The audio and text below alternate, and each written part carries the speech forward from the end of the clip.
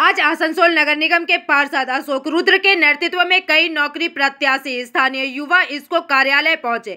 आपको बता दें कि इन युवाओं का आरोप है कि इसको की ओर से भर्ती प्रक्रिया में स्थानीय युवाओं के साथ भेदभाव किया जा रहा है। इस संबंध में पार्षद अशोक रुद्र ने कहा कि इसको द्वारा अपने कारखाने में नौकरी के लिए जो न्यूनतम शैक्षणिक योग्यता निर्धारित की गई है उससे अधिक योग्य होने के बावजूद स्थानीय युवाओं को रोजगार से वंचित किया जा रहा है। वहीं बाहरी राज्यों से कम योग्य युवाओं को प्राथमिकता दी जा रही है। इसके अलावा अशोक रुद्र ने अपनी बातों को रखा।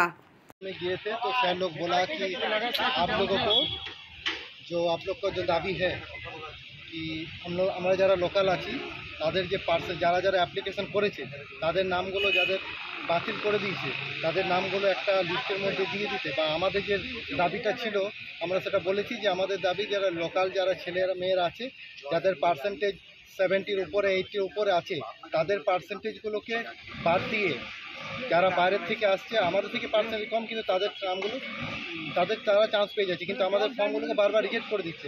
এ কথা বলে ওনারা বলেন আপনারা একটা ডেপুটেশন দিন, অ্যাপ্লিকেশন করে আমাদেরকে জমা দিন, আমরা এই বিষয়টা দেখছি। তো বারবার দেখা গেল যে লোকাল ছেলেদেরকে আগে না নিয়োগ করে বাইরের ছেলেদের আগে নিয়োগ করা হচ্ছে। আপনাদের আইটিআই মানে ভালো রেজাল্ট থাকা সত্ত্বেও এই জিনিসটা কি কোনো কথাবার্তা হয়েছে? বললাম আমরা এটা দাবি রাখলাম যে আমাদেরকে কিসের জন্য আপনাদের এই দেখুন, আপনারা জানেন কি বারংবার আমাদের বার্নপুর শিল্পাঞ্চলে বেকার যুবক যুবতীদের জন্য আমরা পথে নেমেছি এবং আমরা চাইছি বার্নপুর শিল্পাঞ্চলে বেকার যুবক যুবতীদের চাকরি হোক। বারংবার সেলকে বলার পরও কোনো সুরাহা হচ্ছে না।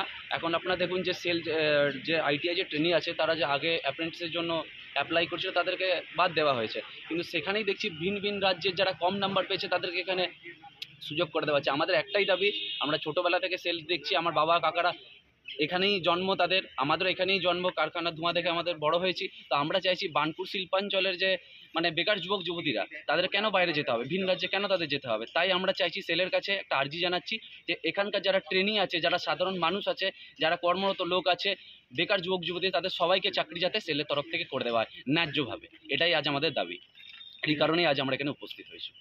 যদি আপনাদের সেল কর্তৃপক্ষ যদি কোনো দাবি না মানা হয় তো কী করবে? সেল কর্তৃপক্ষকে আমরা কোনো অনৈতিকভাবে কথা তো বলছি না, আমরা বলছি আমাদের মেরিটের বেসিসে। কারণ আপনারা দেখছেন যারা আমরা সব স্থানীয় আইটিআই পাস করা ছেলে মেয়ে, প্রচুর ছেলে মেয়ে আছি আমরা লোকাল, যাদের আমরা বারবার অ্যাপ্লিকেশন করছি সেল সাইডে, কিন্তু আমাদেরকে লোকাল বলে আমাদেরকে বারবার আমাদের ফর্মগুলোকে রিজেক্ট করে দিচ্ছে। আমাদের পার্সেন্টেজ 80%, 75%-এর উপরে, কিন্তু দেখা যাচ্ছে যে উড়িষ্যা, ঝাড়খণ্ড, বিহার থেকে তাদের পার্সেন্টেজ আমাদের থেকে কম আছে, কিন্তু তাদেরকে চান্স দেওয়া হচ্ছে, কিন্তু আমাদেরকে রিজেক্ট করে দেওয়া হচ্ছে। বারবার এই জিনিসটা হচ্ছে আমাদের স্থায়ী বেকার ছেলেদের উপর। কেন এটা কিসের জন্য হঠাৎ যে বাইরের ছেলেদেরই নিয়োগ করা হচ্ছে, যারা স্থানীয় আছে তাদের ভালো রেজাল্ট থাকা সত্ত্বেও বাদ করা হচ্ছে? কিসের মানে এটা সেলের একটা আধিকারিক হয়তো ওই বাইরের ছেলেদেরকে চান্স দেওয়ার জন্য এটা একটা সুযোগ করে দিচ্ছেন বারেবার।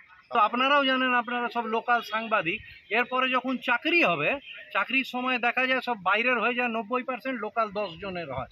এবং আপনি আমাকে বলুন, এখানে আসাম, দিল্লি, উত্তরাখণ্ড, মধ্যপ্রদেশ, আপনার এই দূর দূর থেকে কোথা থেকে আরও এমনি যে রাজ্যগুলো আছে, এই সব জায়গা থেকে ছেলে মেয়েদিকে ডেকেছে। এরা আদৌ এখানে করার পরে চাকরি করবে কি করবে না সেটাও তো একটা বিষয়। কারণ স্কোর ম্যানেজমেন্টের সাথে যখনই আমাদের কথা হয়, বলে একটা ম্যানেজমেন্ট ট্রেনিংকে আমাদের খরচা করতে মানে তৈরি করতে এক্সিকিউটিভ লেভেলেরদের 2 লক্ষ টাকার ওপরে খরচ হয়, আর নন এক্সিকিউটিভদের 1 লাখ টাকার ওপরে খরচ হয়। কিন্তু পরে আমরা দেখি যে তারা 1 বছর 2 বছর চাকরি করে এখান থেকে সরে চলে যায়।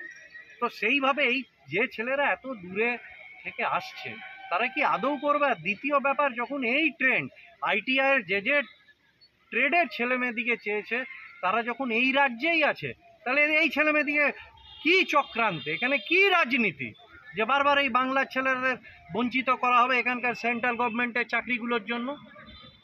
তো এই ছেলেমেয়েরা এসেছে, এই ইসকোর কাছে এরা আবেদন করেছে যে আমরা এর বিরোধী নই, এটা হোক, কিন্তু আবার স্ক্রিনিং করা হোক, আবার একটা অ্যাপ্লিকেশন ডাকা হোক। এটা কিন্তু আর বারবার চলতে দেব না। এই লড়াইটা জেনে রাখবেন, আমাকে আপনারা অনেকেই প্রশ্ন করেন, এটা কোনো রাজনৈতিক লড়াই নয়। এখানে আমরা 25 জন কাউন্সিলর একসাথে লড়ছি।